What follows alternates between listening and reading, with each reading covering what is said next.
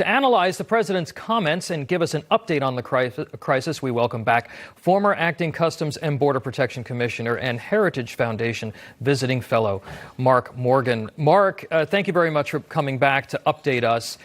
Thursday's press conference, if you could call it that, kind of reminded me of that scene in Animal House where Kevin Bacon is standing there saying, "All is well, stay calm, nothing to see here." Do a little fact-checking for us on the immigration claims that were made by Biden during this press conference.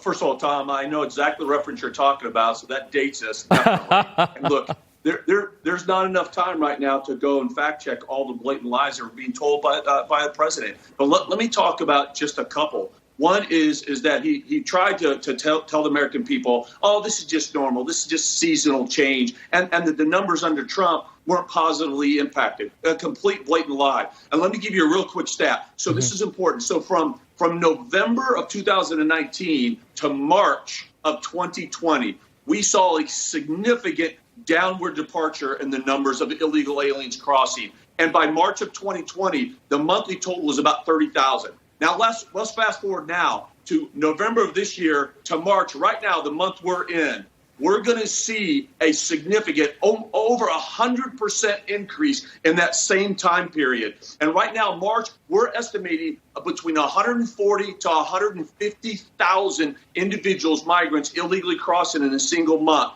That is from March of last year, 33,000 to 150,000. That's about a 350% increase. That's not a seasonal change. It's not business as normal. It's a crisis, and this administration caused it.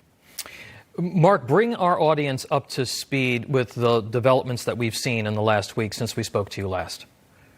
Yeah, so look, it's getting worse. So if you just look in the past 8 weeks alone, the numbers have skyrocketed. And they're continuing to skyrocket. I'm being told right now that the 7-day daily average is over 6,000 for the United States Border Patrol, 6,000 every single day. And as I said, they're anticipating right now this month over 150,000. If you look back in 2019 at the height of the crisis, and everybody said it was a crisis. We peaked out at 144,000 in a single month. We had a couple of days of 5,000 a day. Right now, it is eclipsing the worst height of the crisis in 2019. The Wall Street Journal is reporting this morning that the number of unaccompanied minors, mostly teenagers, but minors nonetheless, could reach 22,000 in April alone.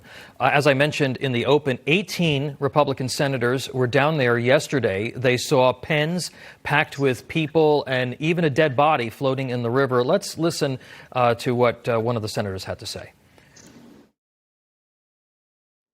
It's a public health crisis. The illegal immigrants who are being released, they're testing positive for COVID-19 at a 7 times higher rate than the American population.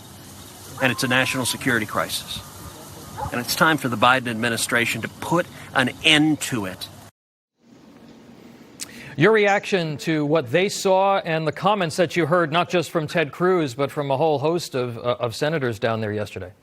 Yeah, Tom, so I watched all those comments, and Senator Ted Cruz is absolutely spot on what he said. And another thing that the president press conference was really offensive when he tried to tell the American people that under the President Trump's administration that we sent unaccompanied minors back to starve and left them on the banks of the Rio Grande. That's offensive. It's offensive to the 1,000 men and women who have done everything that the administrations have asked them to do, have provided more humanitarian care, food, clothing, medical attention. And it's absolutely a lie to suggest that we sent any unaccompanied minor into the hands of the smugglers. We spent at great taxpayers' expense chartered airplanes, coordinated with the host nation to make sure they receive medical attention, food, and were actually reunited with their families and their host nation. That claim is absolutely false. What the senator you just saw and what they said was absolutely factually correct.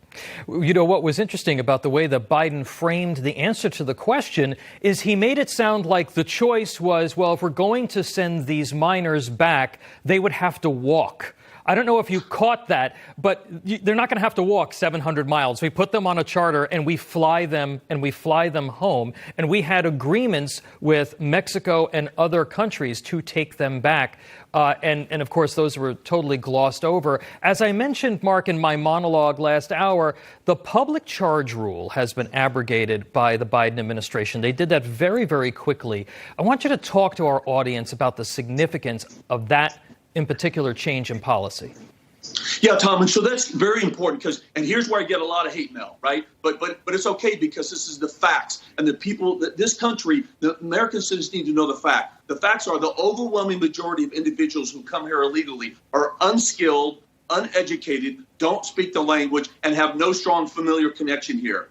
So look, you don't have to be an economist to understand what that means. That means as soon as they're released, when this administration has turned catch and release back on, they will become a welfare recipients from the federal government or the states and local municipalities. That's a fact, and the data shows that out. The public charge rule was trying to eliminate that, was trying to de-incentivize further illegal immigration. And this administration has just dismounted it all, and we're full back on incentivizing and encouraging illegal immigration, and now we're seeing unprecedented numbers. And as I said last hour, becoming a ward of the state where you're being fed by the government, and many huge percentages of these folks never get off of the welfare programs. That's not the American dream that we should be facilitating. Mark Morgan, as always, we appreciate your analysis of this crisis. Thanks, Tom.